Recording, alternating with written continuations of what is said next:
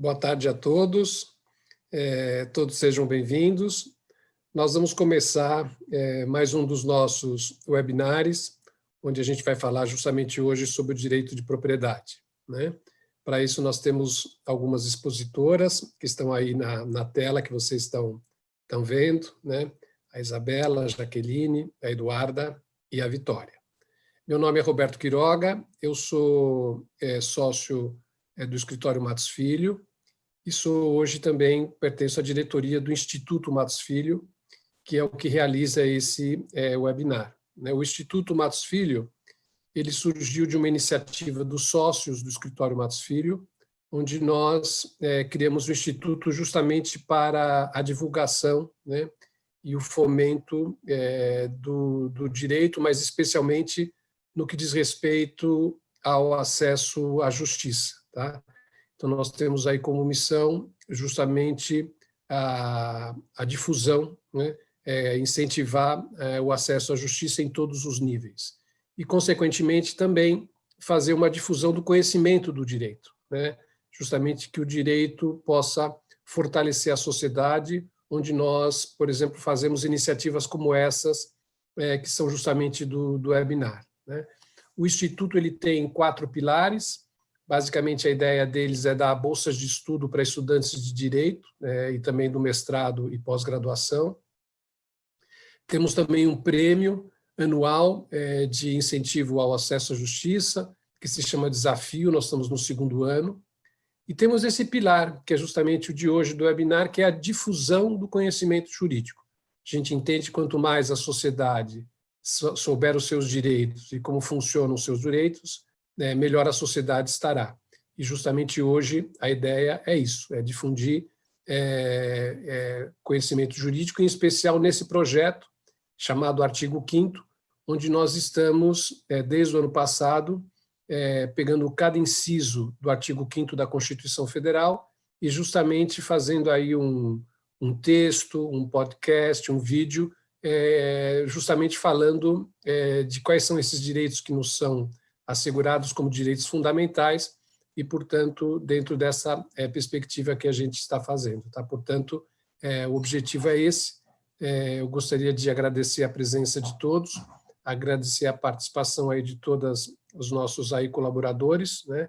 E passo a palavra já diretamente à Eduarda, que vai justamente iniciar a sua exposição com o grupo inteiro, e aí deixamos vocês à disposição também para perguntas depois, ao final dessa apresentação. Tá bom? Muito obrigado, sejam todos bem-vindos.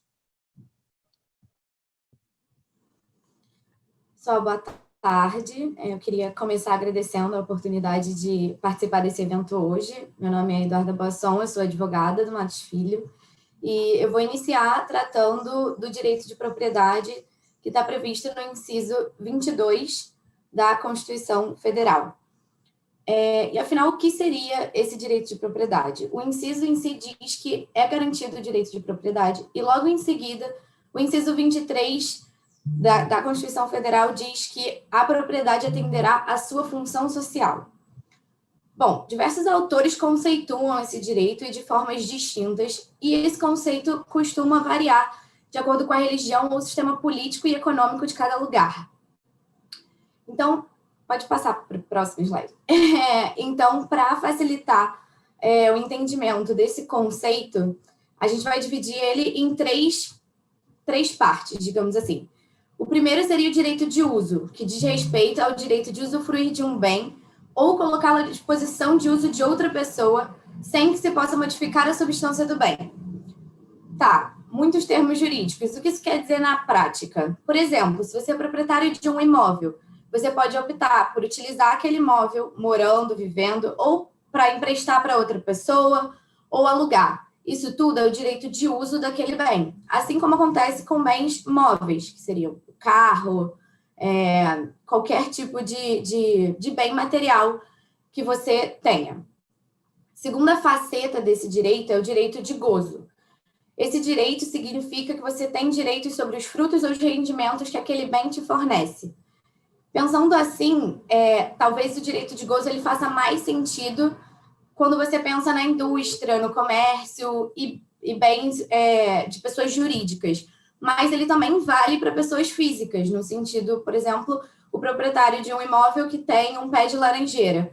As laranjas que caem daquele pé são frutos que fazem parte do direito de gozo daquele imóvel do proprietário daquela propriedade. E a última faceta é o direito de dispor daquele bem. Esse é o direito que mais expressa o domínio e a posse sobre o bem. E ele significa que você pode optar por vender, doar ou trocar aquele bem que você tem, seja ele um bem imóvel ou um bem móvel. Passando adiante, a gente tem alguns pontos de relevância desse direito. Por que ele é entendido como um direito fundamental? Por que ele foi positivado pela Constituição Federal como um direito fundamental? Bom, a humanidade em si tem um direito inerente de posse das coisas. Então, imaginando um cenário em que não houvesse esse direito garantido, a gente teria uma situação caótica de conflito constante pela posse de bens. E que não seria possível controlar, não teriam limites com relação a esses conflitos pela posse das coisas. Dessa forma, o Estado entende que ele deve garantir o direito de propriedade como um direito fundamental para limitar até onde o direito do outro com relação às suas coisas.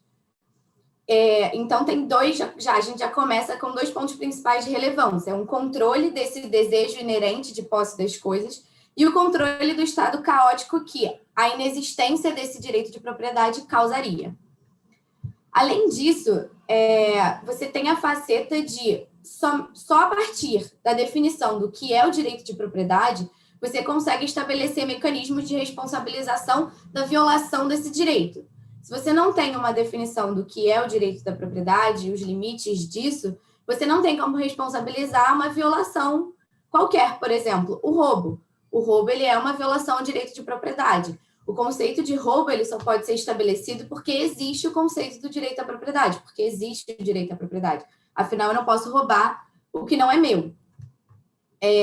Além disso, alguns estudos demonstram que quanto mais seguro e certo e definido é o direito de propriedade num Estado, maior é a chance de desenvolvimento econômico daquela sociedade. Justamente porque maiores vão ser as chances de investimento e de desenvolvimento quando o direito de propriedade é garantido. Pensando num Estado que não tem esse direito de propriedade tão claro, ou que não tem limites, ou que não tem isso estabelecido, a insegurança financeira de investir nas propriedades naquele Estado é muito maior. Além disso, vale destacar que o direito de propriedade ele não é apenas um direito, digamos, positivado no ordenamento jurídico brasileiro. Ele está previsto na Declaração Universal de Direitos do Homem, no seu artigo 17. Ou seja, ele é um direito praticamente consensual em todo o mundo. O que vai variar são os seus limites. Já passando adiante, pensando nos limites do direito de propriedade, a gente pensa na perspectiva histórica. Pode passar para o próximo slide, Ana? Ana? Não, tudo bem. Pensando na perspectiva... Volta um. Pensando na perspectiva histórica, ao longo da história constitucional brasileira, a forma como a propriedade foi entendida pelo Estado passou por diversas transformações, decorrentes principalmente do momento histórico e do cenário político nacional e internacional, que é justamente a mesma razão pelas quais o direito de propriedade varia de país para país. As constituições liberais brasileiras de 1824 e 1891 foram extremamente influenciadas pelas constituições liberais dos Estados Unidos e da França. E nelas foram positivadas o direito de propriedade na sua forma mais plena. Era um direito absoluto, exclusivo e inquestionável. Ou seja, não havia qualquer tipo de limitação ao direito de propriedade. Com a Revolução de 1930 e a ascensão de Getúlio Vargas ao poder, o novo governo buscou romper com o domínio da elite tradicional, que era bastante vinculada à propriedade de terra naquela época. E assim, o direito de propriedade passou a ser limitado por um interesse social ou coletivo. E desde esse momento, todas as constituições posteriores positivaram o direito da propriedade sendo limitado por um interesse social. E assim é como permanece até hoje na Constituição de 1888. Então, a partir do entendimento de que a lei deve servir ao bem comum, surgiu o conceito da função social da propriedade, que é aquele conceito que eu falei lá no início, que está previsto no inciso 23 do artigo 5º da Constituição Federal. Hoje, o direito da propriedade ele é limitado pela função social da propriedade. E o que é essa função social da propriedade? Pode passar para o próximo. A função social da propriedade, ela é uma condicionante do direito de propriedade. Ela determina que a propriedade urbana ou rural deverá, além de servir aos interesses do proprietário, atender às necessidades e interesses da sociedade. E ela cria limites para que o exercício do direito de propriedade não seja prejudicial ao interesse coletivo. Então, a Constituição Federal ela positiva esse conceito geral do limite, mas os critérios para o cumprimento da função social são apresentados em outros trechos da Constituição, bem como em outras legislações extravagantes, ou seja, em outras leis, e diferem para cada tipo de propriedade, como a gente vai ver um pouquinho mais adiante. Ou seja, a função social ela busca consertar ou evitar que as desigualdades sociais provocadas pela distribuição desigual das terras rurais e urbanas se perpetuem. A intenção é uma democratização, digamos assim, da propriedade. Pode passar adiante. Ana. Tá. E assim surge o conceito da reforma agrária e da desapropriação. Em decorrência dessa ideia e do conceito de função social da propriedade, a Emenda Constitucional número 10 de 1964 positiva a reforma agrária. E qual é o mecanismo para a efetivação dessa reforma agrária? É justamente a desapropriação. A desapropriação, ela ocorre, é uma possibilidade que o Estado tem de intervir na propriedade privada quando ela não está cumprindo a sua função social. Essa desapropriação, ela ocorre com uma contrapartida para o ente privado ou para a pessoa, né, quem for o proprietário. O Estado não só toma a propriedade e redistribui, ele dá uma contrapartida financeira para aquela propriedade, mas numa ponderação de que, por exemplo, mais vale uma terra sendo explorada do que uma terra vazia e ociosa.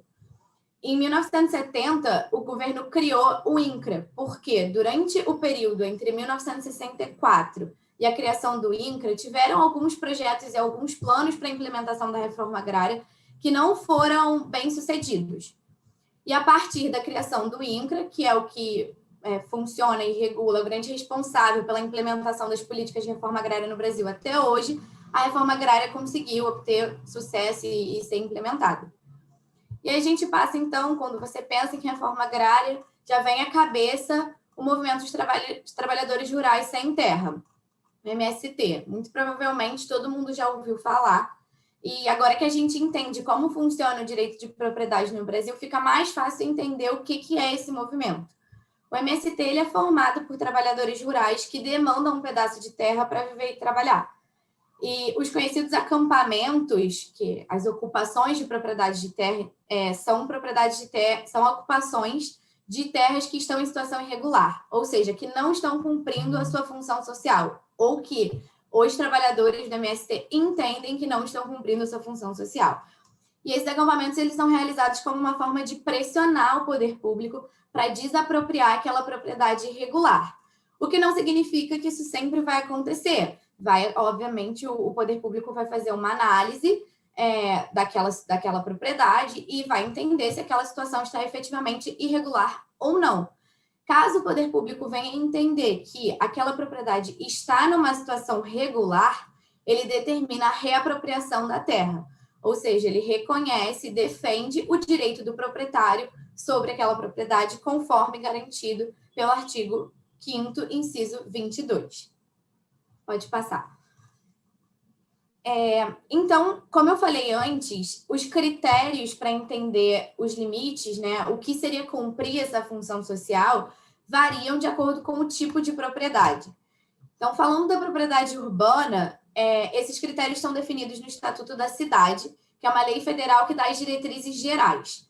E, além disso, tem critérios estabelecidos nos planos diretores de cada município, que tratam de regras específicas sobre o que os terrenos e imóveis devem respeitar para estarem cumprindo aquela função social. Em caso de não cumprimento, o município ele pode aplicar sanções a um proprietário e, se necessária, aplicar desapropriação. Geralmente, pensando nos imóveis urbanos, a sanção utilizada é uma alíquota progressiva do IPTU. Ou seja, a cada ano que aquela propriedade continua sem cumprir a sua função social, o município aumenta a alíquota, o percentual que aquele proprietário vai pagar de IPTU, que vai ser cobrado de IPTU sobre aquele imóvel. E caso ele se veja numa situação que essa sanção não esteja funcionando, ele pode partir para a desapropriação do imóvel. No que diz respeito à propriedade rural, os critérios estão definidos no Estatuto da Terra, que é uma lei federal que dá as diretrizes gerais. Cumpre a sua função social a terra quando ela é explorada de forma sustentável, quando ela utiliza adequadamente os recursos naturais e quando ela respeita a legislação trabalhista. No caso de descumprimento, o próprio governo federal, então a gente vê que são competências diferentes, pode efetuar a desapropriação e redistribuição das terras para fins da reforma agrária. Então, a gente vê que a função social, ela cumpre esse papel de condicionante do direito da propriedade, e esses dois incisos, eles são complementares e, ao mesmo tempo, eles se equilibram e se limitam. O direito da propriedade, como dito anteriormente, ele é um direito que é consensual, né, no mundo, ele está presente no mundo todo e vai variar de acordo com o país. Uma pesquisa do projeto Property Rights Alliance, elaborada de tempos em tempos sobre direitos de propriedade ao redor do mundo, ranqueia os países de acordo com o nível de garantia que oferecem o direito de propriedade. Só a título de curiosidade, em 2013, os Estados Unidos estavam na posição 17 do ranking, o Brasil aparecia na colocação 56 e a Venezuela estava na posição 127. Assim, a gente consegue perceber que, embora o direito de propriedade seja reconhecido em todo o mundo, as suas limitações e garantias variam muito. Então, agora eu vou passar a palavra para a Jaque, que vai dar continuidade aqui ao tema. Obrigada, Eduarda. Bom, gente, em primeiro lugar, é um super prazer estar aqui para falar com vocês. Acho que é um tema super rico e que a gente poderia, né? Estava comentando antes do webinar começar, a gente poderia falar aí por horas, fazer um curso dedicado a isso. Acho que a Eduarda ela deu um super panorama, né, dos aspectos principais da propriedade do ponto de vista material. Então, quando a gente está falando realmente da propriedade enquanto objeto, enquanto um ativo tangível que a gente consegue, né, enfim, pegar, passar, transferir, e a gente consegue ver aquilo como ativo único, assim, e realmente materializar aquilo. E agora a gente, né, tanto eu quanto a Isabela e a Vitória, a gente vai entrar nos aspectos mais imateriais da propriedade, que acho que assim, são tão importantes quanto, né, os aspectos materiais.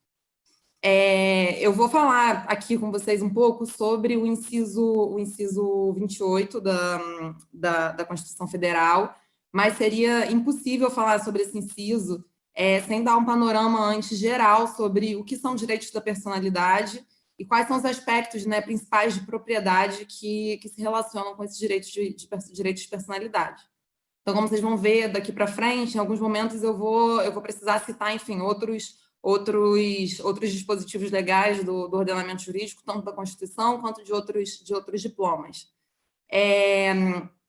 Eu não quero me alongar muito aqui em conceituação, porque eu acho que, às vezes, né, a conversa acaba ficando um pouco chata, travada, é um assunto super rico, mas eu acho que é importante a gente começar pela definição dos direitos de personalidade para entender melhor do que se trata, né? Quando a gente fala em direitos de personalidade e como que a gente pode associar esses direitos a uma propriedade, né?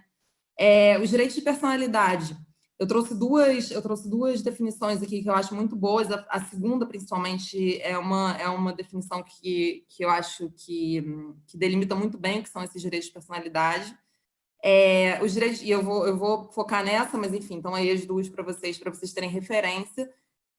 Segundo a Daisy Gogliano, os direitos de personalidade são direitos subjetivos particulares que são concedidos a uma pessoa para fruir e dispor dos atributos essenciais da sua própria personalidade, de seus aspectos, emanações e prolongamentos pela necessidade de preservação da integridade física, psíquica, moral e intelectual do ser humano. Então, os direitos morais, na verdade, nada mais são, os direitos de personalidade nada mais são do que os direitos que a gente tem sobre todos aqueles aspectos que estão relacionados de forma subjetiva com a gente, enquanto indivíduo, enquanto ser humano. Existe uma gama gigante desses direitos, e eu acho que assim, aqui cabe a gente mencionar alguns só para a gente ter referência do que a gente está falando.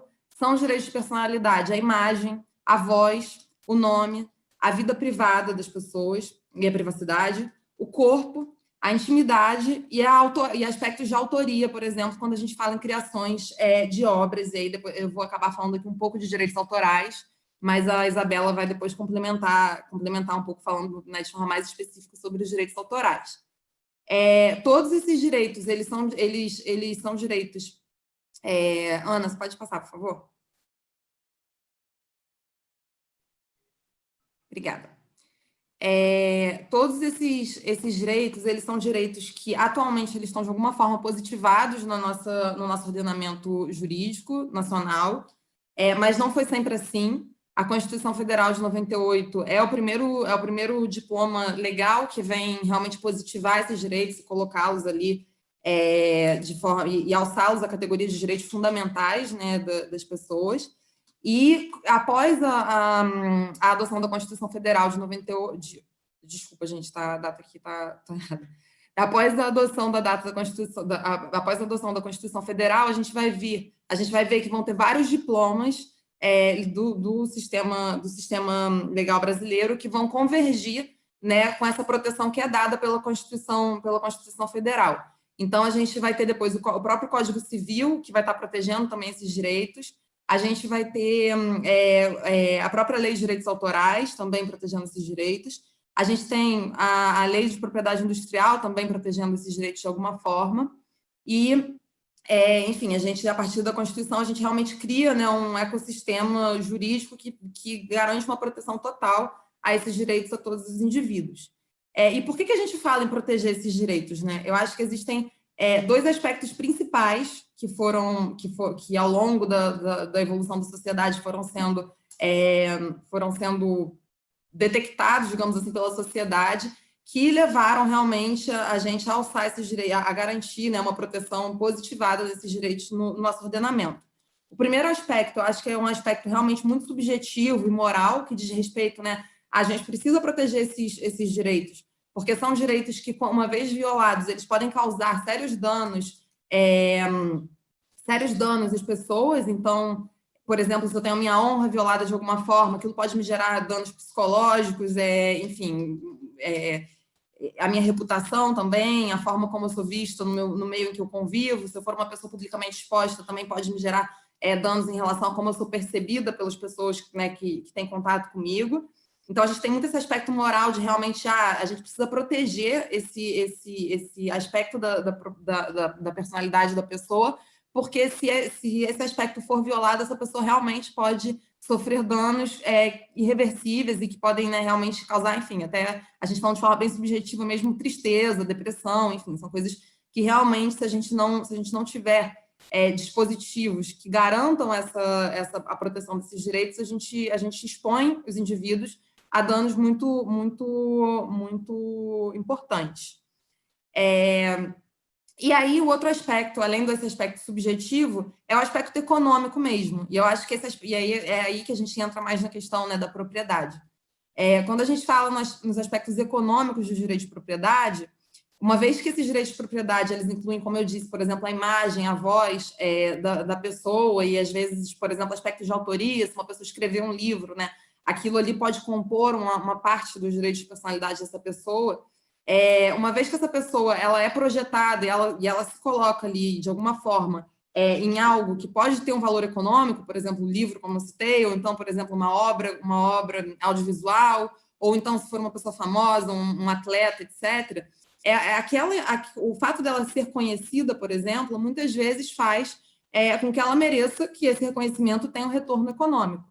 Então, a gente teve aí, e aí eu acho que isso veio muito, né, com o desenvolvimento, principalmente das artes, a gente começa também com o desenvolvimento, né, da publicidade de todas essas obras que podem, né, conter pessoas e, logo, direitos da personalidade, a gente começa a ver também a importância econômica desses direitos. E aí a gente precisa, então, garantir que o titular desses direitos de personalidade eles possam exercer esses seus direitos econômicos sobre esses aspectos que são muito seus e que ele que deve controlar todos esses aspectos. E aí, né, quando eu falo também de exploração econômica, eu não estou falando só de retorno financeiro, eu estou falando também sobre a possibilidade da pessoa decidir se ela quer ou não que aquele aspecto da sua personalidade faça parte seja explorado economicamente. Então, ela tem que, né, sempre dizer sim ou não para que um direito de personalidade dela seja utilizado, e ela sempre vai ter mecanismos de controle de como esse aspecto da sua personalidade ele é utilizado por terceiros. E aí, já entrando um pouco mais no inciso 28, que é o inciso que me foi atribuído falar, a gente vê que a Constituição, ela até de uma forma bastante específica, veio garantir essa proteção individual do indivíduo, de um direito de personalidade dele, quando a imagem dele, como eu vinha falando, é utilizada, né, em obras que a gente chama de obras coletivas, por exemplo, que são obras que são elaboradas por diversos indivíduos juntos e que tem a participação ali, o esforço intelectual de diversas pessoas acoplado. Então, por exemplo, um filme, né, que a gente tem diretor, a gente tem ator, a gente tem roteirista. A Constituição ela vem garantir que cada um desses indivíduos possa ter controle sobre o que é feito ali com os aspectos da sua personalidade que estão envolvidos. Então, por exemplo, quando a gente fala de um filme, o roteiro, a gente tem um roteirista que tem um aspecto da sua personalidade que ele colocou ali na hora de criar aquele roteiro, e ele deve controlar, né, a forma como esse roteiro ele é utilizado. A gente tem também o controle que é atribuído ao ator, que eu acho que aqui talvez seja a referência mais óbvia, a uma atriz, pelo uso da sua imagem ou da sua voz. Então, por exemplo, eu tenho como ter alguma ingerência sobre como eu vou aparecer no filme, e talvez se quiserem me impor alguma coisa eu não estiver de acordo com a forma, né, que aquele filme está sendo montado, eu tenho o direito de não participar, porque, enfim, vão explorar minha voz, vão explorar minha imagem, eu não quero me atrelar àquele enredo, por exemplo. Então, assim, a gente tem aqui realmente uma garantia da Constituição Federal sobre essa participação dos aspectos, sobre essa utilização dos aspectos subjetivos do ser humano em obras, né, que são aí veiculadas publicamente, que envolvem, né, a participação de diversos atores.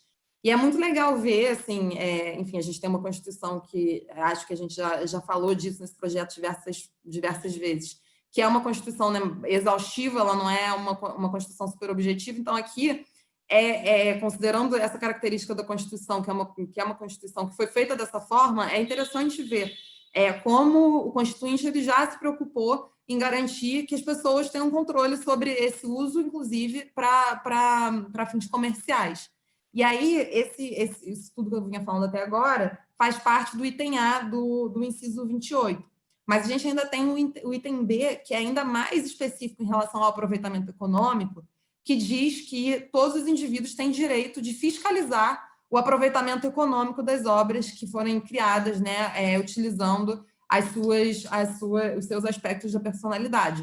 Então, aqui é a vertente, né, além de ter esse lado moral, de poder decidir se eu quero ou não me associar a uma obra, se eu quero ou não ser fotografada, se eu quero que minha imagem seja vinculada ou não, também o fato de eu ter um direito garantido de saber como aquela obra está sendo aproveitada economicamente, de receber, enfim, todos os eventuais, né, lucros que sejam oferidos com o uso dessa obra. Então, realmente são duas garantias muito importantes nesse contexto. Além disso, e aí, não, Ana, pode manter, desculpa. Além disso, obrigada. Além disso, eu acho que também é importante a gente mencionar que, fora esse inciso que a gente está colocando aqui, que realmente está na Constituição e está no artigo 5º, né, ali no rol dos direitos fundamentais, a gente tem diversos outros dispositivos legais, como eu falei no início, que garantem também esse controle, né, como controlar o uso dos meus direitos de personalidade num sistema econômico, no âmbito do direito privado, e aí a gente vê ainda mais esse aspecto de propriedade mesmo desses direitos. A gente tem, aqui eu citei um artigo do Código Civil, mas o Código Civil tem todo um capítulo que é dedicado a esses aspectos, que diz que os direitos de personalidade eles são intransmissíveis e irrenunciáveis, então eles não podem sofrer limitação voluntária, eu não posso dizer que eu quero limitar os meus direitos de personalidade, salvo se a lei estiver prevendo isso. Então, por exemplo, tem aí a gente já passa para outros exemplos, né? A gente tem a própria, por exemplo, a Lei de Direito de Propriedade Industrial, que a Vitória vai mencionar mais adiante, que fala que, por exemplo, não podem ser registrados como marca o nome de uma pessoa, sem autorização dela, ou então a assinatura dela, ou a própria imagem dessa pessoa, sem que ela autorize que isso seja registrado por uma empresa como marca. Então, aí a gente vê um aspecto de dar realmente poder ao indivíduo de controlar o que terceiros fazem com seu nome, com sua imagem, com a sua própria assinatura, com aspectos da sua personalidade, inclusive no âmbito das marcas. Quando a gente entra, por exemplo, na Lei de Direitos Autorais, que é uma lei que positiva muito esse artigo 28, e que a Isa vai falar, a gente vê também a preocupação, né, do direito de paternidade da obra, que é o direito de você sempre ter uma obra autoral, uma obra protegida por direitos autorais, ser sempre atribuída a quem criou essa obra. Então, eu tenho sempre o direito de ter o meu nome associado a um livro que eu escrevi. Ninguém me tira esse direito, é algo que é irrenunciável, e que eu também, e que, enfim, me garante, né, mais uma vez, uma proteção desse aspecto meu de propriedade. Então, assim, esses eram alguns aspectos que eu queria tratar com vocês né, de como isso está positivado no nosso ordenamento. Acho que a importância disso é muito clara, por causa desses aspectos tanto morais, como eu falei, quanto dos econômicos. E aí eu trouxe aqui 3 exemplos, Ana, agora você pode passar, por favor. Eu trouxe aqui 3 exemplos assim, de como os aspectos de personalidade eles são importantes quando a gente fala assim, de exploração econômica, etc. Eu vou passar bem rápido por eles, realmente mais para ilustrar. São exemplos, porque a gente poderia aqui tratar de mil questões, e, enfim, eu separei um nicho muito específico para tratar rapidamente, mas eu acho que é legal aqui para a gente poder ver como isso é forte assim, no nosso dia a dia. Aqui a gente tem 2 imagens. A primeira é uma foto que eu não sei se todos vocês, ao olharem para essa foto, conseguem associar quem é o dono dessa foto, quem está sendo fotografado. Porque é uma foto que assim, a pessoa está de costas, a gente só consegue ver o número de uniforme da camisa, mas eu acho que assim, o brasileiro médio, digamos assim, consegue olhar para essa foto e talvez, né, mencionar imediatamente que a gente está falando aqui do Pelé. E por causa de algumas questões, eu acho que ele, pelo fato de ser uma camisa 10, é uma camisa relativamente antiga, é um homem negro, então assim, e aí a gente associa todos esses elementos ao rei do futebol no Brasil. E aí isso aqui é só para, né, trazer um questionamento mesmo, porque não tem um caso específico sobre essa foto, mas pode saber, por exemplo, será que o Pelé ele conseguiria exercer os seus direitos de personalidade sobre essa foto? Se alguém quisesse, né, explorar essa foto comercialmente, será que aqui estão estampados os atributos de personalidade do Pelé e ele conseguiria, por exemplo, proibir que essa foto fosse veiculada? Ou então, né, exigir alguma exploração econômica, alguma remuneração pelo uso dessa foto? Ou não? Ou será que essa foto aqui eu acho que a gente aqui estaria, talvez, alargando muito o que são esse escopo de proteção dos direitos de propriedade, de personalidade, desculpa. Então, e aí é que a gente vê também como esse aspecto, né, da pessoa ser famosa e reconhecida, ele joga muito nesse momento também. Porque se a gente tirasse, talvez, uma foto de uma pessoa sem esses elementos, ou então, enfim, com uma foto um pouco diferente de alguém que não fosse tão conhecido, a gente nem cogitaria isso, porque a gente ia falar, é só uma foto de alguém de costas, a gente não tem nem noção, né, de quem se trata, a gente não consegue nem chutar de quem se trata. Então, Aqui a gente já vê assim, como esses aspectos de atributos de personalidade eles são subjetivos mesmo, né? É uma característica deles, e como realmente a gente pode ter questionamentos sobre quais são os limites desses direitos. Aqui do lado é uma mesma... Não, Ana, ainda isso. Aqui do lado ainda é uma situação ainda relacionada ao Pelé.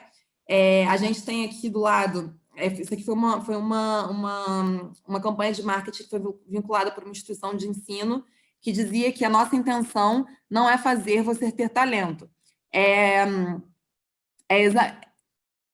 Te dizer o que fazer com ele. E aí a gente tem a foto de um menino também com uma bola, com um corte de futebol de cabelo muito parecido com o do Pelé. E aí aqui a gente também e aí com essa frase, né, a gente sabe que o Pelé é super talentoso no futebol, etc. A gente também de novo poderia associar que se trata de uma menção aí a, por exemplo, fazer uma pessoa que tem um talento enorme, né, conseguir explorar esses talentos. E será que essa foto, ao olhar diretamente para ela, eu já associo ela também diretamente ao Pelé? Essa imagem dessa criança me leva, né, a pensar no Pelé? Será que o Pelé teria algum direito sobre essa campanha publicitária? Que, de novo, é mais uma provocação, né, de quais são os limites realmente desses direitos de personalidade. E, por exemplo, essa questão, acho que, por exemplo, se o Pelé não fosse contactado, ele tentasse acionar, né, e isso fosse judicializado, a gente teria muitos fatores aí subjetivos que seriam levados em consideração, e até, às vezes, dependendo do juiz, a decisão seria diferente.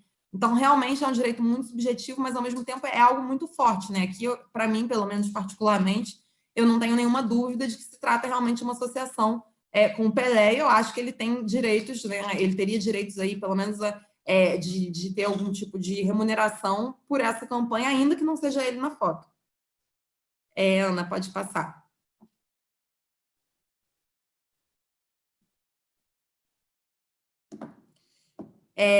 Aqui também é um caso, esse caso eu gosto muito dele, é um caso nos Estados Unidos que foi judicializado, que a gente tem um impasse entre os direitos autorais e os direitos de imagem. O que aconteceu nesse caso? A gente tem nos Estados Unidos, né, uma empresa que é especializada no ramo de games, que utiliza a imagem dos jogadores de basquete em jogos de basquete, né? E aí, essa empresa, ela consegue a autorização dos jogadores de basquete para poder fazer a reprodução desses jogadores de basquete no videogame. E conforme a tecnologia vai avançando, cada vez eles vão fazendo personagens que se assemelham mais ainda, sempre, cada vez mais, aos jogadores. E eles têm, né, essa empresa tinha autorização de todos os jogadores ali dos times que faziam parte do videogame para realmente usar a imagem desses jogadores.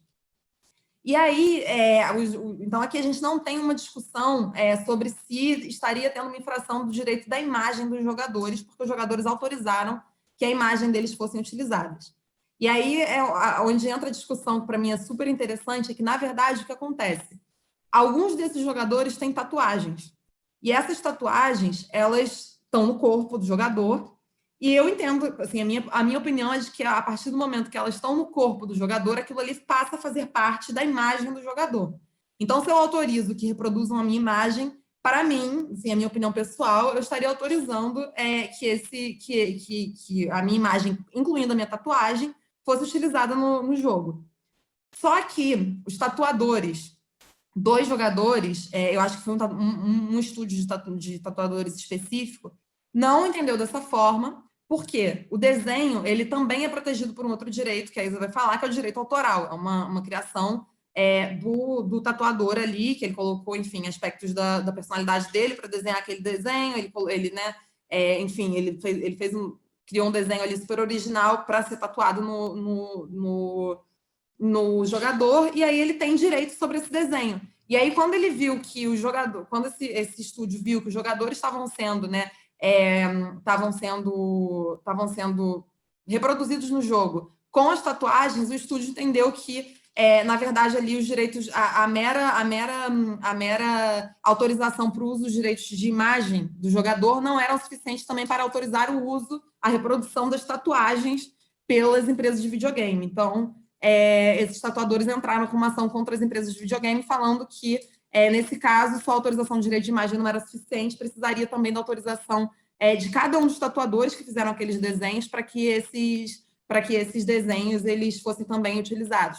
Só que aí a gente entra, né? Como é que a gente vai balancear isso? Imagina, cada vez que você quer reproduzir um jogador num jogo de videogame, além de você conseguir a autorização dele, você vai ter que ir atrás de todos os tatuadores, ou então você vai, né, perder ali na qualidade da reprodução e tirar as tatuagens do jogador e não deixar ele exatamente como ele é, sendo que aquilo se tornou um aspecto da sua personalidade.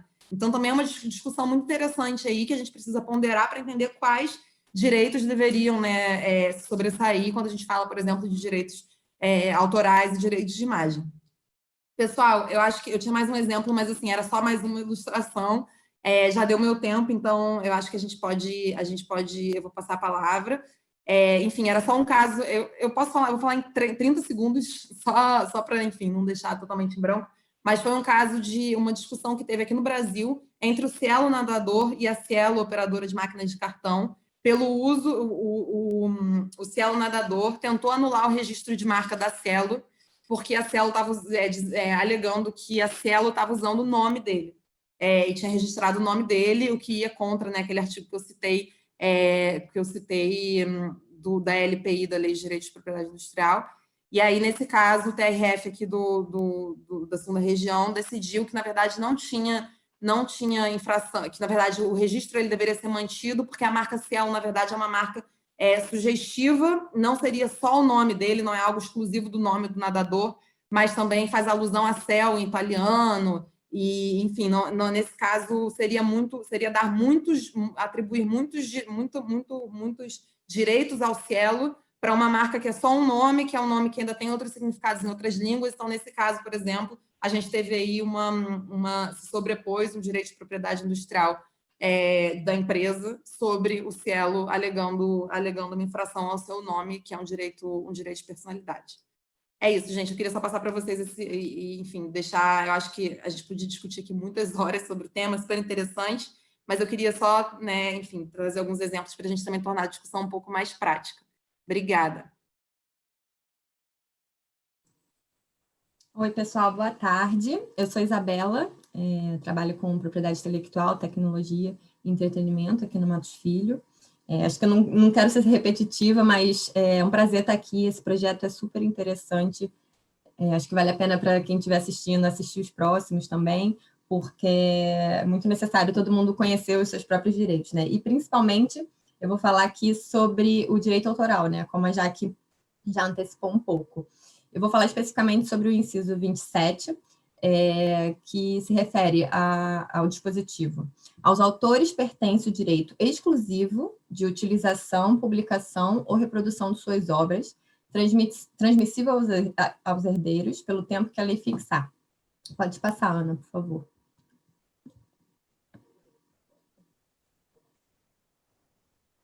Eu acho que a gente não vai, enfim, exaurir o tema, com certeza direito autoral é um tema super extenso e tem muitos vieses, mas aqui só para contextualizar quem não tem familiaridade com o tema, o direito autoral, ele visa, a lei de direito autoral e o ecossistema de direito autoral visa proteger o esforço intelectual do ser humano.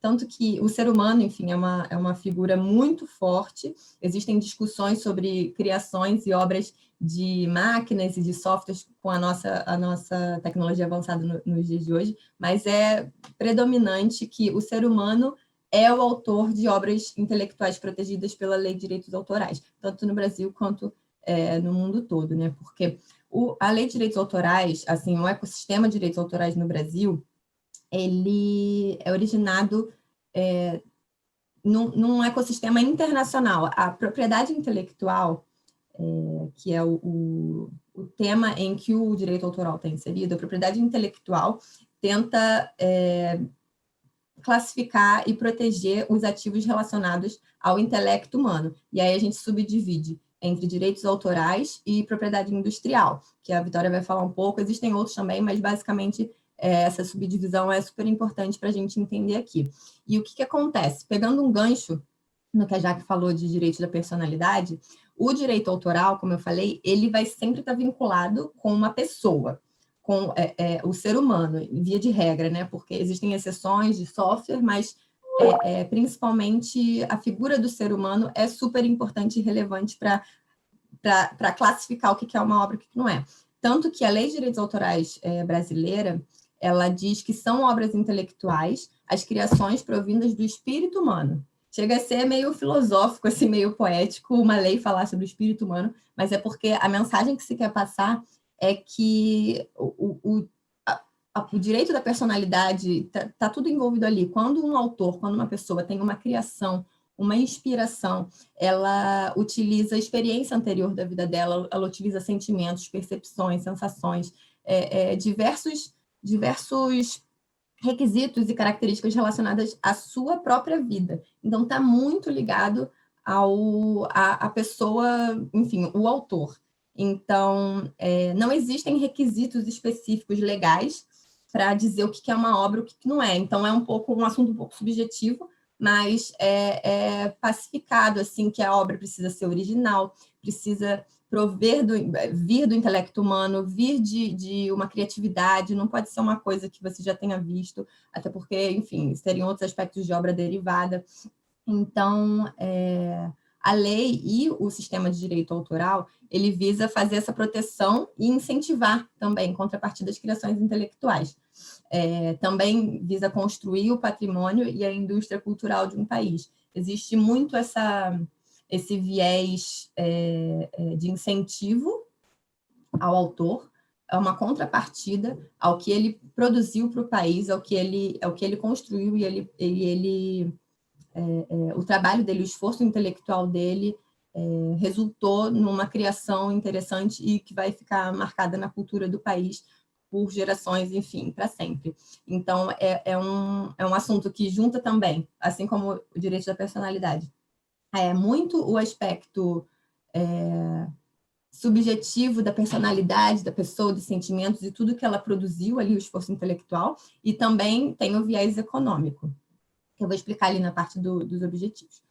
Eu acho que vale falar quando que é a violação aqui, porque é sempre uma dúvida. O direito autoral, enfim, todo mundo já teve contato com isso, já em algum momento da vida, já se viu pensando em regras para escrever um artigo científico, em regras de citação, quando a gente faz compartilhamento na internet. Então, todo mundo está inserido nesse ecossistema. A gente é produtor de conteúdo o tempo inteiro, também, quando a gente está na internet, fazendo e pensando, entregando o nosso esforço intelectual em alguma coisa. E a gente também acaba utilizando direitos de outras pessoas. Então, por isso que é importante saber quando há violação. Basicamente, claro que existem outros aspectos, mas assim, o que é importante pensar aqui para simplificar a questão? Pensar no que a Jaque falou, de direitos da personalidade. A pessoa que criou alguma coisa, ela tem o direito de poder permitir, autorizar ou não deixar que outras pessoas utilizem aquilo ali, seja da forma que for. Ela pode impedir terceiros que usem, tanto que o inciso fala de utilização, publicação e reprodução. Claro que é um inciso que é mais abrangente, né, porque é da Constituição. A Lei de Direito Autoral, ela vai especificar muito melhor todos os verbos, né, todas as ações possíveis, mas a ideia o indivíduo, a pessoa que fez aquilo ali, como tem o esforço dela envolvido, o intelecto dela, é muito pessoal aquilo ali, ela tem o direito de decidir quem vai usar e quem não vai usar. E aí tem o viés econômico também, porque existe uma ideia de premiação, né? É como se o Estado, quando ele dá a proteção para aquela pessoa, enfim, por 70 anos após a morte, quando ele dá a proteção para aquela pessoa e permite que e diz que é um direito exclusivo, que só você pode autorizar ou desautorizar o uso, ele está permitindo que você receba, enfim, consiga ter ganhos econômicos com o que você criou. Então, isso é um incentivo, uma premiação pela sua contribuição para o acervo cultural do país. Então, existem essas duas esses dois olhares que a gente precisa ter quando a gente vai pensar em violação. Então, o aspecto econômico é super importante. O artigo 46 da lei, quem tiver interesse, ele fala sobre as hipóteses quando não há violação. São exceções, porque a regra é você ter que pedir autorização de quem é o autor. Então, o artigo 46, ele vai dizer ali quando você pode utilizar. E aí é para, enfim, fins educativos, para quando você não tiver interesse econômico, você pode utilizar alguns trechos, e aí também é uma parte super subjetiva, porque o que é um pequeno trecho, mas para quem tiver interesse, está no artigo 46 da Lei 9.610. E aí os direitos conexos, eles estão inseridos no contexto da Lei de Direitos Autorais, eles são relacionados aos artistas, intérpretes ou executantes, dos produtores fonográficos e das empresas de radiodifusão. Acho que aqui é um direito acessório, digamos assim, né, secundário da lei, mas que é super relevante também e é motivo de dúvidas. Por exemplo, um ator, uma atriz, quando a ideia do direito conexo, que é um direito vizinho ali, que é um direito secundário, quando ele lê um texto, que é do diretor, o texto é de autoria do diretor, não é dele, mas ele lê e ele interpreta aquela música, aquela poesia, aquela cena do filme de forma pessoal. Ele emprega ali o seu esforço intelectual, todas as suas experiências, os seus sentimentos, porque a arte é subjetiva, né? Então, ele emprega aquele esforço dele ali, e aí ele merece proteção por aquilo ali também. Então, só para citar aqui, a interpretação da lei é que os artistas, intérpretes, eles também merecem uma proteção sobre a forma como eles interpretam e leem, né, e agem sobre uma obra de terceiros. Por exemplo, existem cantores, que a gente fala cantor, mas assim, existem intérpretes que são somente intérpretes, que eles não produzem música, ou que não é comum, por exemplo. Por exemplo, a Maria Bethânia. Ela é uma intérprete, ela é conhecida, enfim, mundialmente, e ela é uma intérprete, pelo menos na maior parte da carreira dela, ela é uma intérprete, ela não compõe, ela interpreta músicas de outras pessoas, dos compositores. Então, enfim, é isso, é o esforço que ela empregou para interpretar uma obra de um terceiro, para colocar ali o sentimento dela, e ela também merece proteção por causa disso. Então, por isso que é super interessante, tem vários detalhes, né, dentro da cadeia da indústria musical e, enfim, de arte como um todo. O objetivo do dispositivo, enfim, só para reiterar aqui, ele fala do direito exclusivo de utilização, publicação ou reprodução, enfim, que podem desdobrar em outros direitos, mas ele é transmissível aos herdeiros pelo tempo que a lei fixar. Então, a lei de direito autoral, ela fixa o tempo de privilégio ali, que ele pode monopolizar e dizer quem vai usar e quem não vai usar, por 70 anos contados a partir de 1º de janeiro do ano subsequente do falecimento do autor. Então, ele dura a vida inteira do autor, a partir do momento que foi criado, e aí por 70 anos ainda. Então, com certeza, por isso que a lei fala dos herdeiros, porque os herdeiros, enfim, vão administrar e vão fazer uso daquela obra, né, daquele patrimônio cultural ali do acervo do autor. E aí, após 70 anos, vira domínio público. O que é domínio público? É a parte do interesse público que entra aí para falar um pouco. Porque o Estado, ele, ao mesmo tempo que ele dá um privilégio de 70 anos, após a morte, não, um privilégio super grande, ele fala assim, você pode usar, mas você pode, enfim, ser premiado por isso, mas depois desse prazo, vai cair em domínio público. Então, porque o interesse cultural do país também é importante que se movimente, que não fique para sempre fixado no direito do autor, daquele autor, né? Pode passar, Ana, por favor.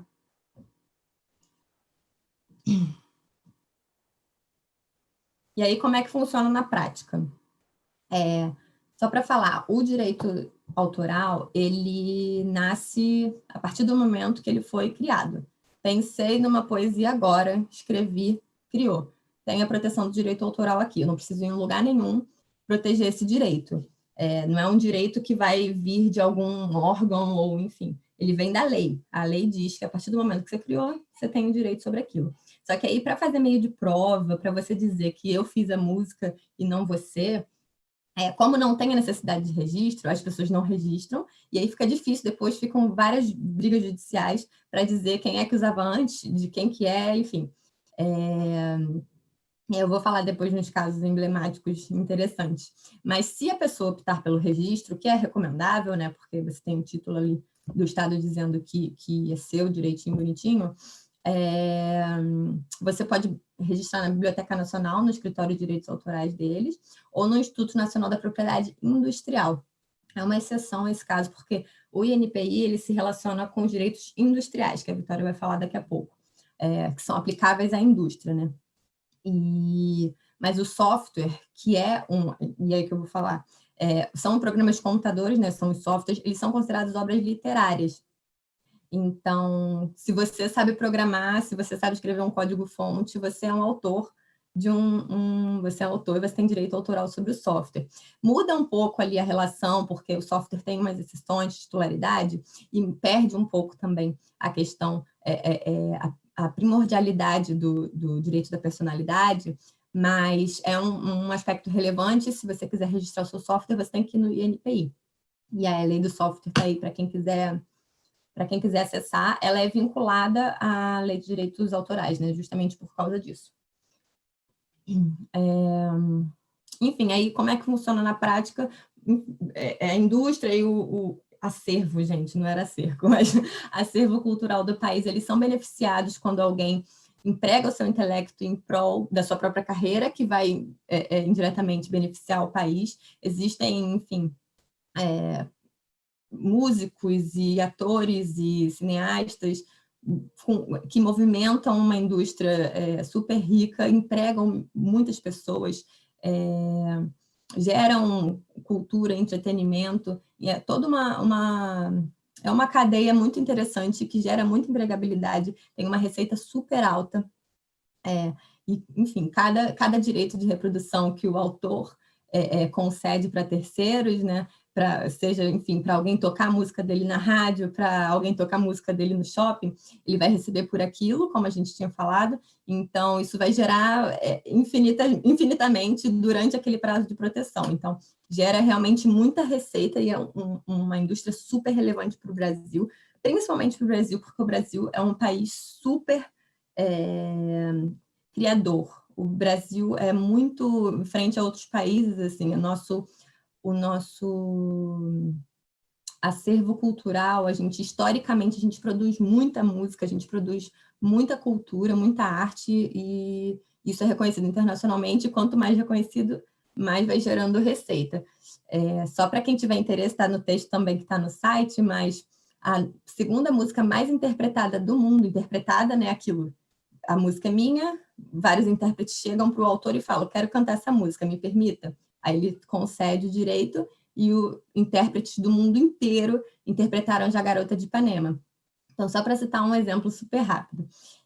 Casos de plágio e exemplos emblemáticos, eu acho que eu separei 3 aqui, mas, enfim, todo mundo, o tempo inteiro a gente vê, né, como usuários da internet, a gente sempre está produzindo conteúdo e, às vezes, violando o conteúdo das outras pessoas. Por isso que é muito importante a gente ter atenção sobre as exceções do artigo 46 que eu falei. Mas não só a gente, também, enfim, grandes nomes que são assessorados por enfim, grandes escritórios jurídicos, as pessoas também fazem, também infringem direitos autorais. Não só a gente no dia a dia, às vezes, num deslize de uma publicação que compartilhou e que não deu a fonte. Tem um caso do George Harrison, sobre a música My Sweet Lord, que ficou super famoso. Esse caso, existe uma banda que eu não consegui anotar aqui, mas uma música chamada He's Fine. Enfim, essa banda entrou com uma ação contra o George Harrison, foi um rebuliço danado, e envolveu aí um acordo entre eles, porque o George Harrison, para não ter mais que lutar judicialmente para provar que ele não se inspirou na música, né, de outra pessoa anterior, ele comprou, eles fizeram um acordo E aí a outra parte falou, não, então eu abro mão da música se você me pagar. E aí ele comprou a música, fizeram um acordo lá de $500 mil.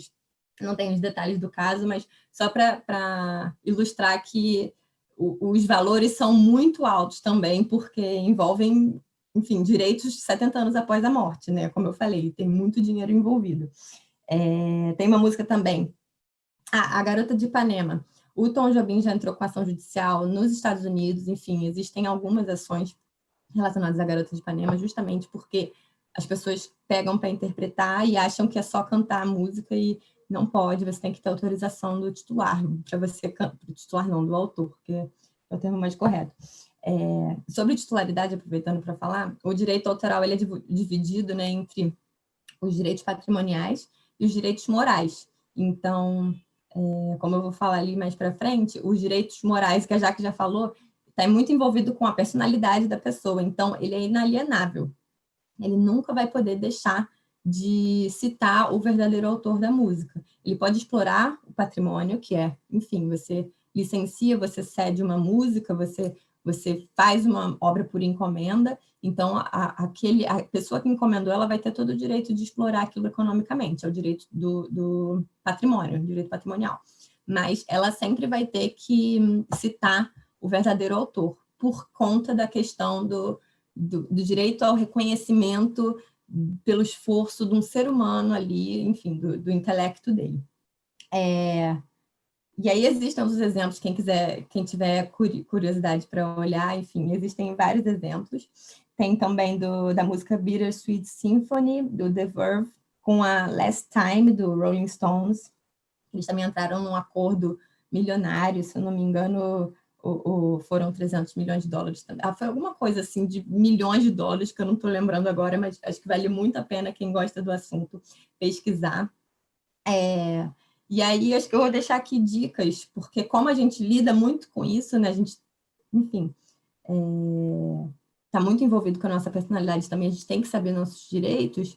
Eu acho que aqui quem fez artigo científico vai lembrar, né, de regras, mas a gente tem que respeitar as formalidades. Parece que é exagero você colocar aspas, você indicar a fonte daquela música, daquele trecho daquela obra, mas é super importante, porque você está minimamente respeitando o direito à paternidade ali, a indicação da pessoa, embora você devesse ter autorização para aquilo, é uma prática de mercado, enfim, são melhores práticas, né, que são bem vistas, e é super importante a gente respeitar as formalidades.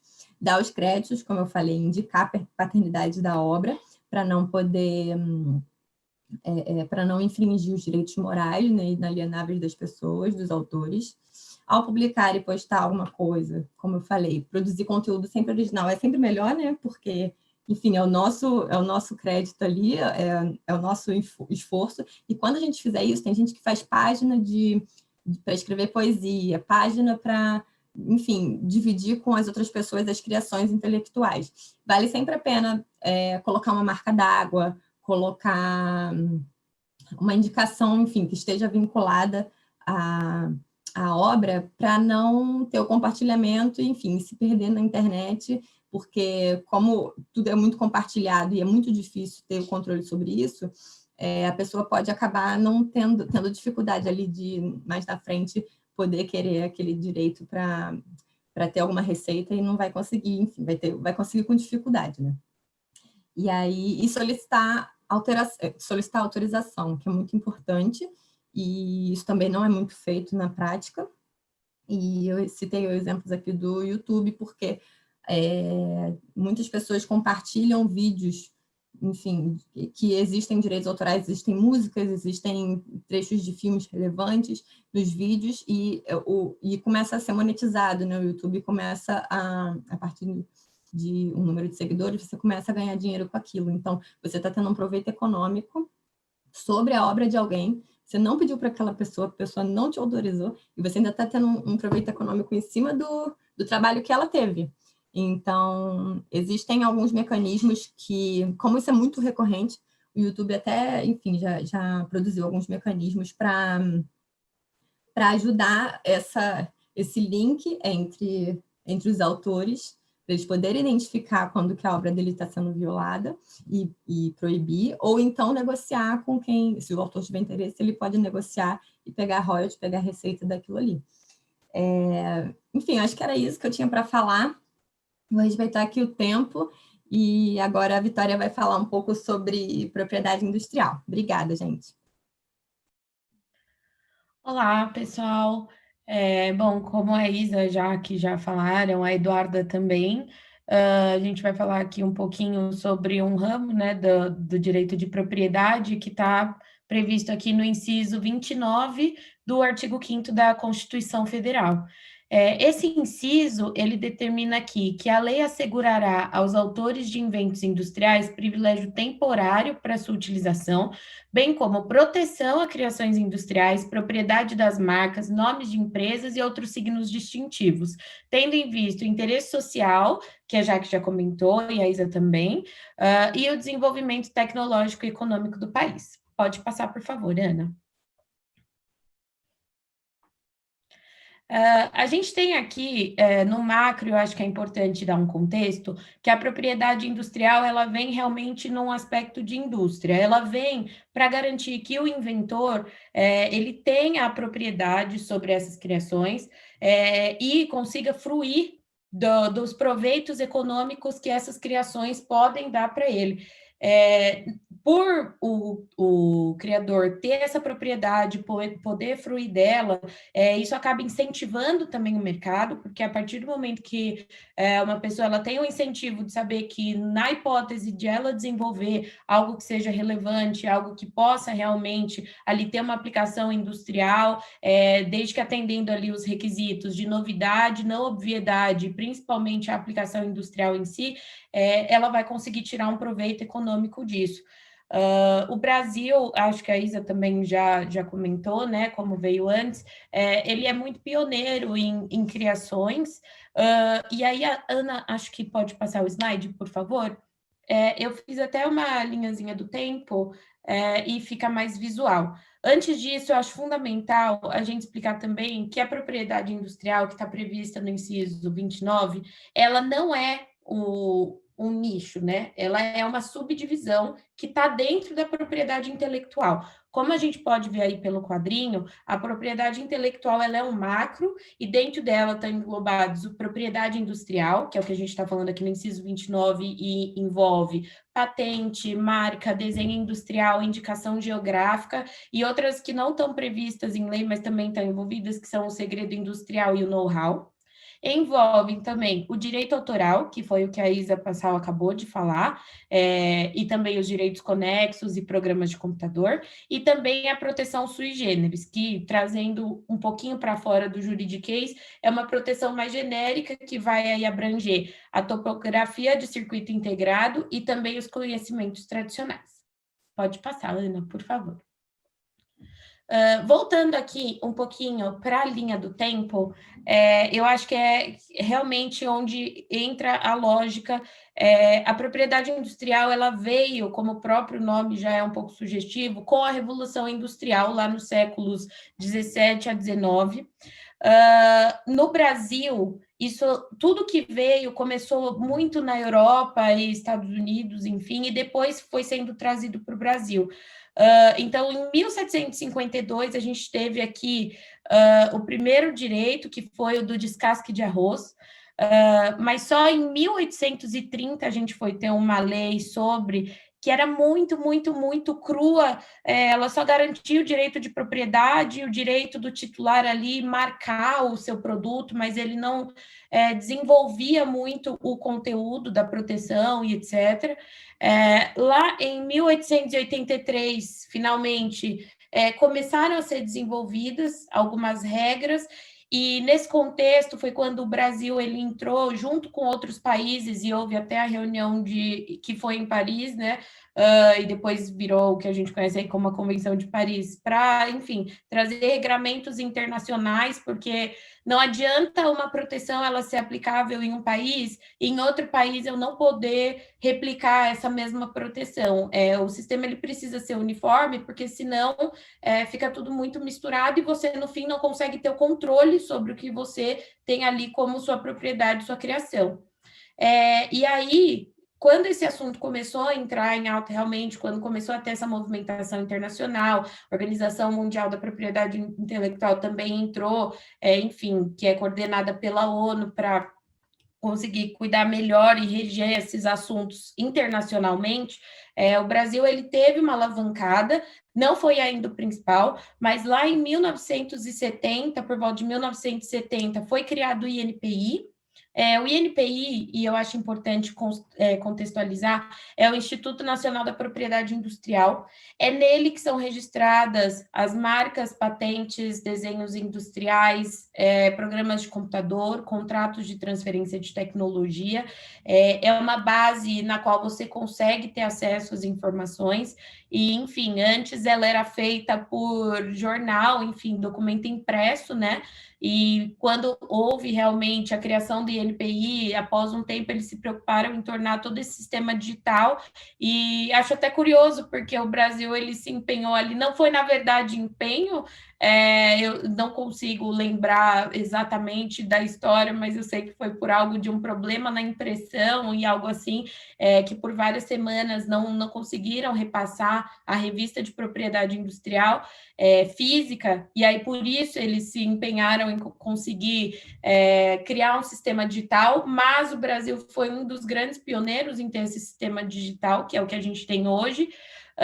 Então, em 1970 foi criado o INPI ali, como a gente conhece hoje, para, enfim, somente em 1996, que a partir de 1990 foi quando o Brasil começou a receber muita inovação tecnológica, muito investimento dos Estados Unidos e etc.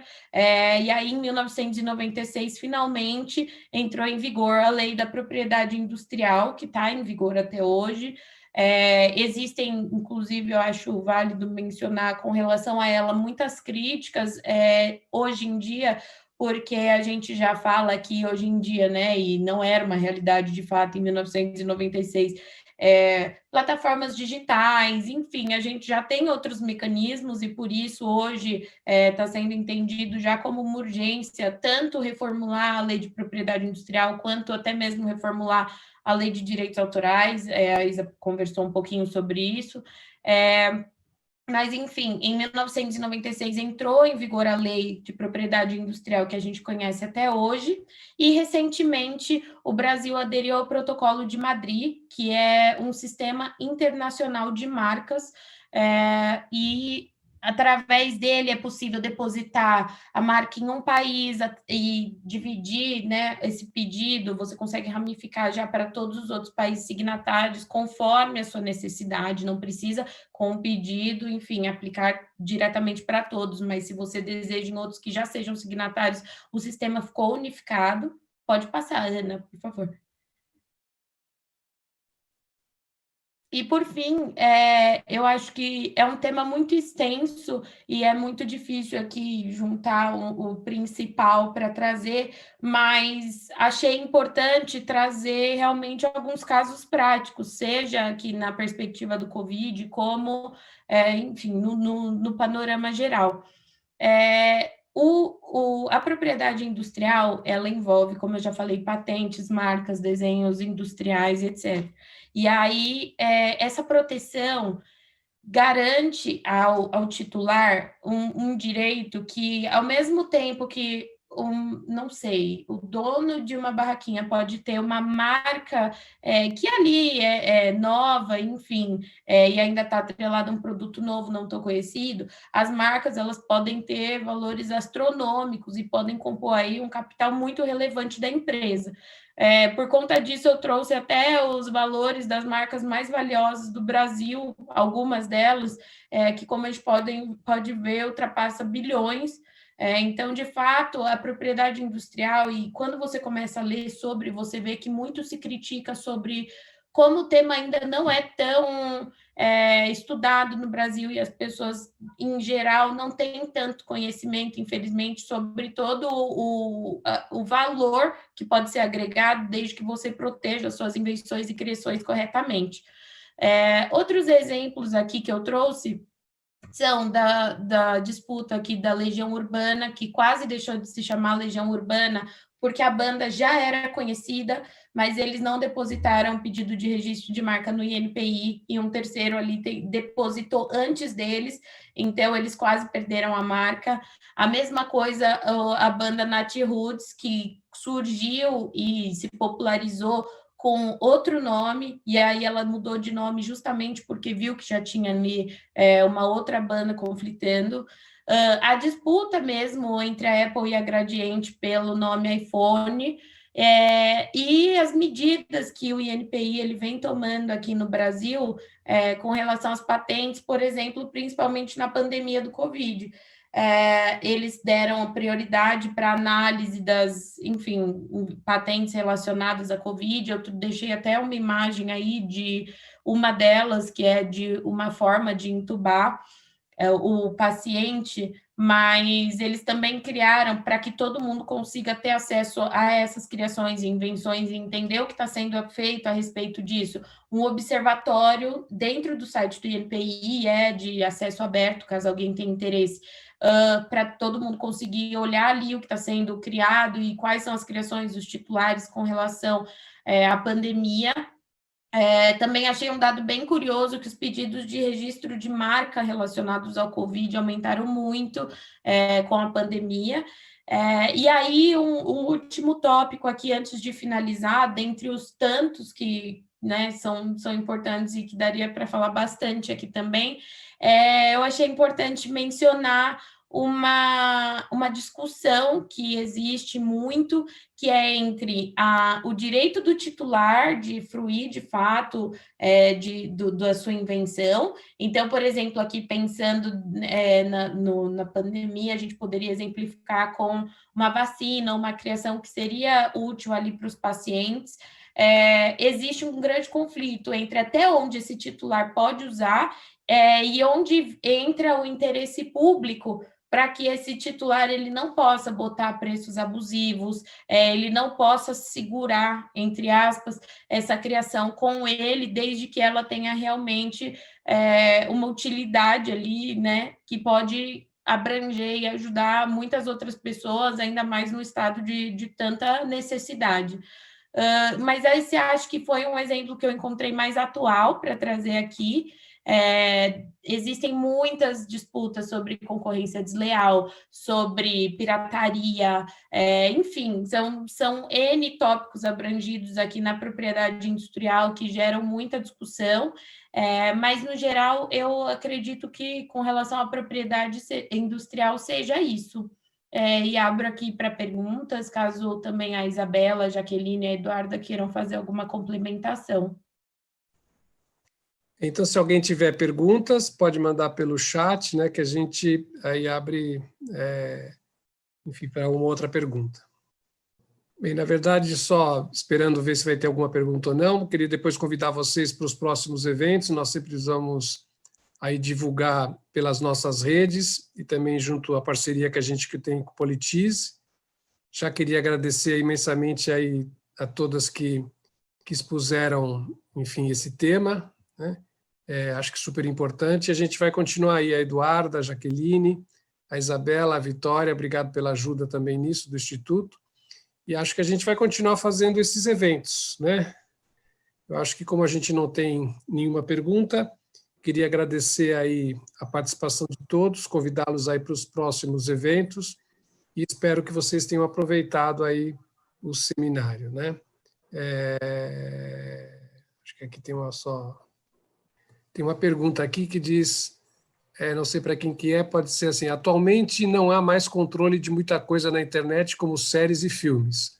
Há alguma tendência de leis que punem essas práticas de pirataria? Quem gostaria de responder? A gente pode fazer um bate-bola aqui, né?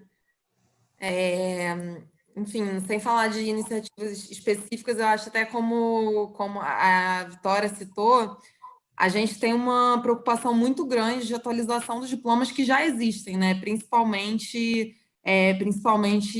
a própria Lei de Direitos Autorais, que não prevê mecanismos, né, muito eficazes e que não acompanharam muito a evolução tecnológica que a gente teve.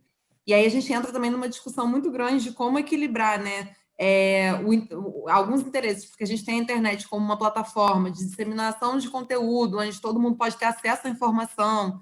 Então, a gente entra também em outros aspectos, né, de direitos fundamentais muito importantes, né, um lugar onde a gente dissemina informações que é super importante e as pessoas conseguem ter acesso a conteúdo de forma mais fácil, com esse contraponto, né, de até onde vão as minhas garantias sobre como as obras, por exemplo, protegidas por direitos autorais, podem ser protegidas nesse ambiente, ainda mais considerando a propagação. Enfim, é muito fácil a gente piratear qualquer coisa hoje em dia com a internet, usando serviços de streaming, enfim, é algo muito fácil. Então, a gente tem, principalmente, uma pressão muito grande para que as leis atuais sejam atualizadas e que principalmente a lei de direitos autorais consiga encontrar um equilíbrio que não vá contra os interesses da sociedade, né, de ter acesso à informação de uma forma ampla, mas que, ao mesmo tempo, consiga garantir, até incentivar que as pessoas continuem produzindo conteúdo, porque também, né, quando a gente fala em pirataria e multiplicação ali das informações sem autorização, sem remuneração, a gente fala automaticamente em desincentivo, né? Porque, é claro, os direitos autorais têm esse aspecto da pessoa querer criar porque aquilo faz bem para ela, mas também tem a parte do aspecto remuneratório, a pessoa tem interesse também em conseguir, às vezes, viver daquilo. Então, a gente tem que encontrar esse equilíbrio e é muito necessária essa reforma e é algo que é super falado. E, além disso, tem algumas, eu acho que a Vitória ou a Isa podem falar melhor, eu acho que tem algumas iniciativas que no âmbito que não é de infralegal, mas que vem lutando contra a pirataria também. Então, acho que é legal de falar disso. Não, exatamente. Eu ia fazer esse gancho também, porque além da necessidade de atualizar os dispositivos, eu acho que já existe, sim, de fato, um esforço dos próprios titulares de marcas grandes. Eu trago aqui grandes marcas de roupa, por exemplo, de coibir ali um comércio ilegal, ou, por exemplo, das plataformas de streaming, de tentar vedar a comercialização, o próprio GatoNet, né? Eu acho que é um grande exemplo aí, porque tem um comércio enorme por trás e é muito difícil. Hoje em dia já existe esse esforço para coibir a pirataria. No entanto, a expressão que é muito usada entre as pessoas que atuam diretamente com isso é que é um esforço, de fato, de enxugar gelo.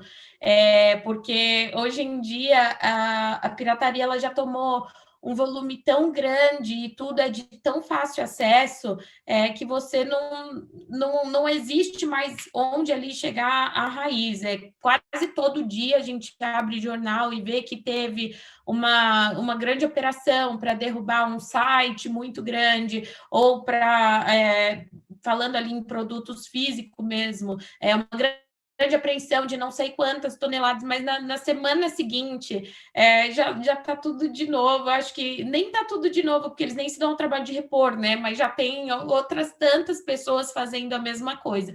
Então, de fato, eu acho que é um esforço de conscientização, somado com atualização dos dispositivos legais, somado com uma atuação mais direta, né, das autoridades, talvez coibir de uma forma mais ativa, e não sei quanto ativa seria isso, porque as autoridades elas já atuam, enfim, junto com os particulares interessados, e ainda assim é um esforço muito grande, mas que esses esforços ocorrem, eles já ocorrem.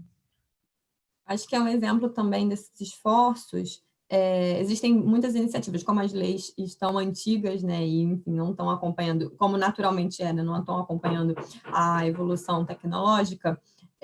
Existem iniciativas, enfim, de diversas frentes, mas como, por exemplo, da Ancine, de outras associações, de agências do governo, existe um esforço nos últimos anos de fomentar a discussão sobre os assuntos de propriedade industrial, intelectual, pirataria, justamente por conta da disseminação de conteúdo e a falta de controle com relação a isso. Isso é um assunto que não é nível Brasil, é mundial. Então, fora, enfim, na União Europeia, existem diretrizes e diretivas relacionadas a ajudar os países a direcionar as suas leis e fazer as regras necessárias nas plataformas, impondo regras para os provedores de conteúdo, para as plataformas, para as grandes plataformas, para elas poderem pensar em mecanismos tecnológicos para evitar e mitigar os riscos e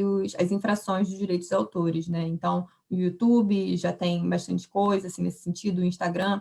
Então, é um movimento mundial que está acontecendo, mas, enfim, a gente está caminhando lentamente, mas está acontecendo, está todo mundo com os olhos voltados para isso.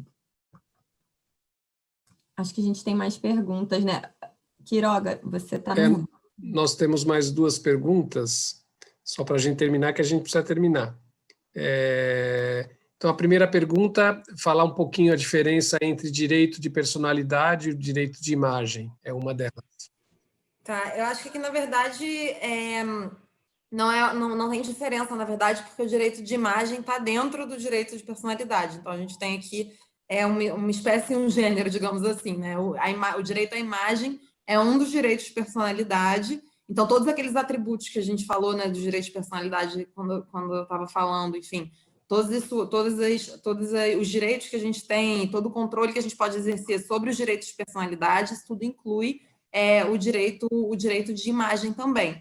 Uma questão aqui, talvez, que possa, enfim, talvez ter gerado essa pergunta, é o fato de, né, a gente vê muito, por exemplo, a gente tem muito, principalmente de pessoas públicas, o uso da imagem para diversas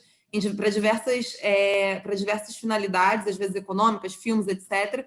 E aí, talvez, de como, né, a gente exerce, por exemplo, o controle sobre a nossa imagem, uma vez que a gente autorizou que essa imagem já seja utilizada, porque isso também passa muitas vezes, por exemplo, por um contrato.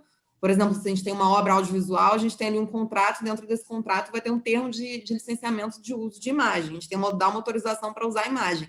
Então, por exemplo, quando a gente né, autoriza que a nossa imagem seja utilizada, principalmente quando tem uma contrapartida econômica para isso, a gente é pago para isso, a gente tem uma certa diminuição do escopo desse nosso direito. A gente se a outra parte, né, conseguir comprovar que a gente era capaz, quando assinou aquele termo, que a gente estava dentro das nossas capacidades mentais, e que a gente realmente conseguiu examinar e conseguiu autorizar o uso da nossa imagem, nesse momento a gente está dando uma autorização ali para uma finalidade específica, por exemplo, a criação de um filme, e, por exemplo, a gente dificilmente vai conseguir tirar, né, exigir, aí tem uma discussão super interessante até relacionada ao direito de esquecimento, né? Enfim, quais são os limites desse direito de depois que eu autorizei algo relacionado à minha imagem, eu consegui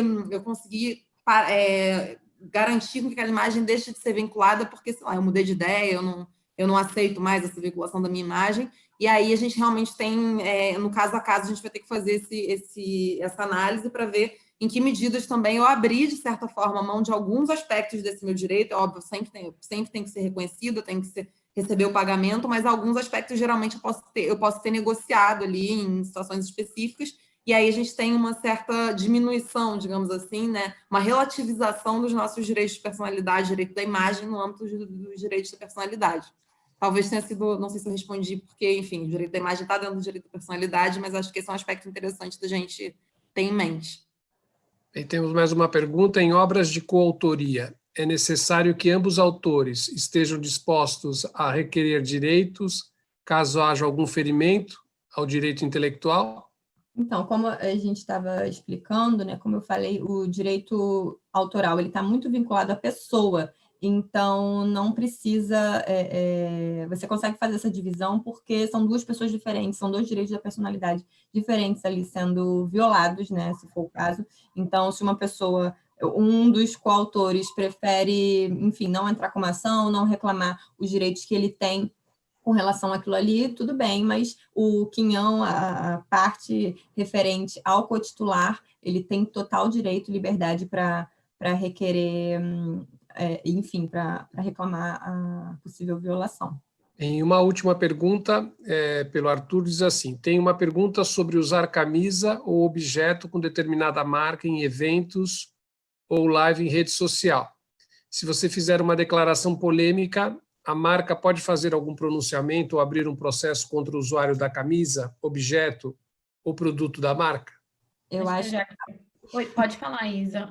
Não, eu acho que tem mais a ver com o assunto da Jaque, mas eu acho que aqui existe um pouco de confusão com relação a... Quando é uma figura pública, quando a pessoa ela tem um valor ali agregado à figura dela, esses direitos eles são muito mais sensíveis, né? Então existiria a possibilidade da marca, enfim, requerer e fazer alguma contestação. Quando a gente fala de ambush marketing, existem algumas ações que visam reprimir e delimitar os espaços para uso de determinadas marcas, justamente para não haver confusão e não haver apropriação indevida de um espaço ali, enfim, para poder ou fazer propaganda ou, enfim, prejudicar a imagem, né, que tem algum interesse econômico ali envolvido. Mas, Jaque, fica à vontade. Não, eu acho que na verdade, essa pergunta tem um aspecto muito, eu acho que tem que ser avaliado em primeiro lugar, é o uso comercial daquela marca. Aquela pessoa está só vestindo uma camisa, por exemplo, sei lá, eu tô com,